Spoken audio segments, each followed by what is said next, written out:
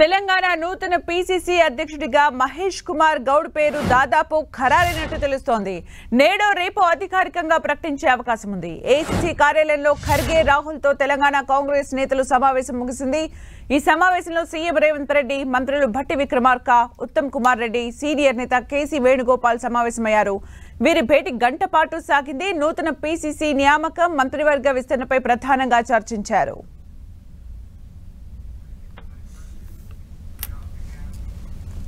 మరిన్ని అప్డేట్స్ మా ఢిల్లీ కరెస్పాండెంట్ గోపి అందిస్తారు. గోపి,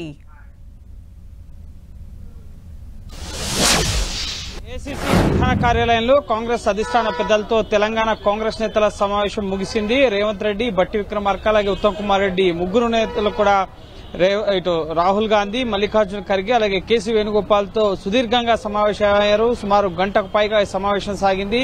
ప్రధానంగా తెలంగాణ నూతన పీసీసీ ఎన్నిక, అలాగే మంత్రివర్గ విస్తరణ అంశాలపైన చర్చించినట్లుగా సమాచారం అందుతుంది. అలాగే మహేష్ కుమార్ గౌడ్ ఇటు నూతన పీసీసీగా ఆయన పేరుని దాదాపు ఖరారు చేసినట్లుగా తెలుస్తోంది. అధికారిక ప్రకటన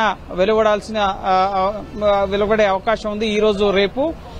సో ప్రధానంగా 30 ఏళ్లకు పైగా కాంగ్రెస్ పార్టీతో అనుబంధం ఉన్న వ్యక్తి, ప్రస్తుతం ఎమ్మెల్సీగా ఉన్నారు, వర్కింగ్ ప్రెసిడెంట్ గా ఉన్నారు.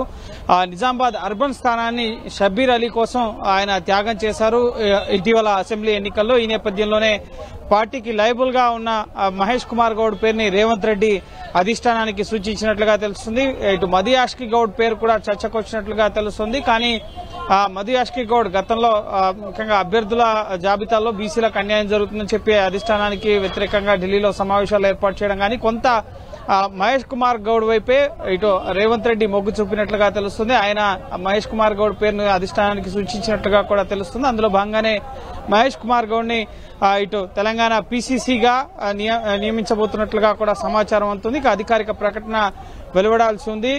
పూర్తిగా ఎన్ఎస్యూఐ ప్రెసిడెంట్ దగ్గర నుంచి ఇటు కాంగ్రెస్ వర్కింగ్ ప్రెసిడెంట్ వరకు అనేక కీలక బాధ్యతల్ని, ముఖ్యంగా పార్టీ నేతల మధ్య సమన్వయంలో కూడా మహేష్ కుమార్ గౌడ్ చాలా కీలకంగా వ్యవహరించారు ఇటీవల అసెంబ్లీ ఎన్నికల్లో. సో ఖచ్చితంగా ఆయన ఈ పదవికి అర్హుడు అన్న సంకేతాన్ని రాష్ట్ర నాయకత్వం ఇవ్వడంతో ఆయనకి ఈ పదవి, పీసీసీ పదవి ఇవ్వబోతున్నట్లుగా తెలుస్తుంది. నిజామాబాద్ నుంచి ప్రాతినిధ్యం వహిస్తున్నారు మహేష్ కుమార్ గౌడ్. సో అధికారిక ప్రకటన మాత్రమే వెలువడాల్సి ఉంది. అలాగే మంత్రివర్గ విస్తరణకు సంబంధించి కూడా ఈ రోజు జరిగిన సమావేశంలో రాహుల్ గాంధీ, అలాగే మల్లికార్జున ఖర్గే వద్ద ప్రస్తావనకు వచ్చినట్లుగా తెలుస్తుంది. ఈ ముఖ్యంగా 4 నుంచి 6 మంత్రివర్గంలోకి వచ్చే అవకాశం కనిపిస్తోంది. ఇందులో భాగంగా మల్రెడ్డి, రంగారెడ్డితో పాటుగా మరికొంతమంది పేర్లు, ముఖ్యంగా ఈ మంత్రివర్గంలో ఎవరెవరు శ్రీహరితో పాటుగా ఇటు కొంతమంది సుదర్శన్ రెడ్డి, ఎవరైతే ఇప్పటి వరకు వివిధ జిల్లాల్లో ప్రాతినిధ్యం లేదో ఆ జిల్లాలకు సంబంధించిన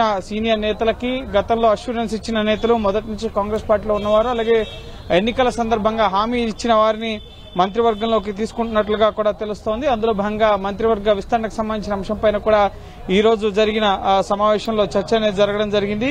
నిజామాబాద్ నుంచి సుదర్శన్ రెడ్డి, అలాగే ఇటు ముద్రా సామాజిక వర్గానికి సంబంధించిన వాకిటి శ్రీహరి పేరు, అలాగే ప్రేమ్ సాగర్ రావు, మదన్ మోహన్ రావు, వీళ్ళ పేర్లు కూడా ప్రస్తావనకు వచ్చినట్లుగా తెలుస్తుంది. సో మంత్రివర్గంలో ఎవరెవరు ఉంటారు అన్న దానికి సంబంధించి స్పష్టత లేనప్పటికీ ఇటు టీపీసీసీగా అయితే ప్రధానంగా ఈ మహేష్ కుమార్ గౌడ్ పేరుని ఖరారు చేసినట్లుగా తెలుస్తోంది.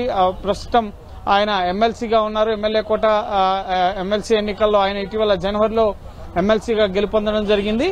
అలాగే ప్రజెంట్ వర్కింగ్ ప్రెసిడెంట్ గా కూడా కొనసాగుతున్నారు. సో పార్టీలో ఇంత సీనియర్ వ్యక్తి, అలాగే ముఖ్యంగా నేతల మధ్య సమన్వయాన్ని అందరినీ కలుపుకుని గోల్గా ముందుకు వెళ్లగలిగే వ్యక్తి మహేష్ కుమార్ గౌడ్ కాబట్టి ఆయన పేరుని రేవంత్ రెడ్డి సూచించినట్లుగా తెలుస్తోంది. సో ఎటకేలకు పీసీసీపై కసరత్తు అయితే తుది దశకు చేరింది. ఇక ప్రకటన వెలువడే అవకాశం కనిపిస్తోంది. అయితే ఈ సమావేశం అనంతరం ఇటు రేవంత్ రెడ్డి కానీ, అలాగే భట్టి విక్రమార్క కానీ, సమావేశంలో పాల్గొన్న ఉత్తమ్ కుమార్ రెడ్డి కానీ ఎవరు కూడా మీడియాతో మాట్లాడకుండానే వెళ్లిపోవడం జరిగింది.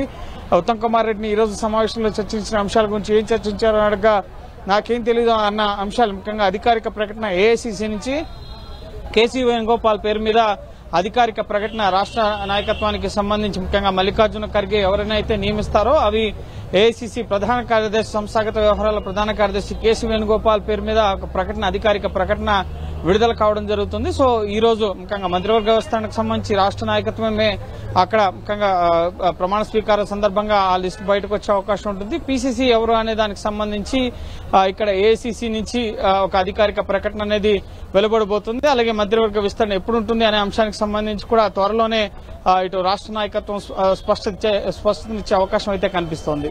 Thank you Gopi for the updates.